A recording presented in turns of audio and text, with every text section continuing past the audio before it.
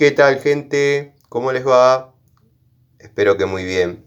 Este es un nuevo video de Siciliano en su taller para mostrarles esta llave Stilson de 24 pulgadas de la marca Inafor, una herramienta a la antigua escuela, muy pesada, resistente.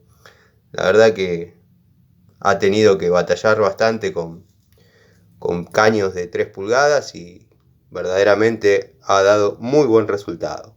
Yo ya no estoy trabajando en esos diámetros, la tengo en el taller a modo recuerdo y obviamente herramienta. Cuando tiene que salir a la batalla sale sin ningún problema. Tiene una apertura máxima de 80 milímetros, lo que nos permite trabajar cómodos en tuberías, cañerías de 3 pulgadas. Por ahí, en donde aumenta un poquito el diámetro, dado que por ahí los codos tienen un borde, las T tienen un borde, habría que pasar a una herramienta que tenga un poquito más de apertura para no hacerla trabajar por sobre su capacidad máxima. Pero bueno, es una herramienta que, como dije, ha trabajado bastante.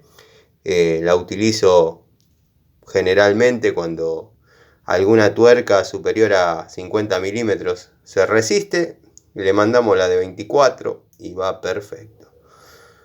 Una herramienta de antigua escuela, de la marca Inafor, de la cual ya todos saben que soy fanático. Se conserva en su estado original, sin ningún tipo de modificaciones, dado que bueno, a veces pasa que se corta este perno, o sea, está calculado que tiene que resistir el torque, obviamente por diámetro y dureza de acero, tiene que resistir el torque que se ejerce acá. Pero a veces se le incorpora algún caño para hacer palanca y qué sé yo. Y bueno, esta es el área que más sufre el torque. En ese caso, ¿no? Obviamente. Bueno, lo que se hace habitualmente o lo que uno ve es agujerean y ponen un bulón Allen, un bulón de algún acero resistente y la vuelven a armar para trabajar. Pero esta está en su estado original, siempre fui bastante respetuoso de las tolerancias máximas para que la herramienta no sufra. Así que bueno, es una linda llave. No sé cómo mostrarles la magnitud de la herramienta, ¿no? Pero son 24 pulgadas. O sea, la podemos comparar con el tablero del tallercito. Es prácticamente todo el largo. O sea que es una herramienta grande. No es para apretar un cañito de media.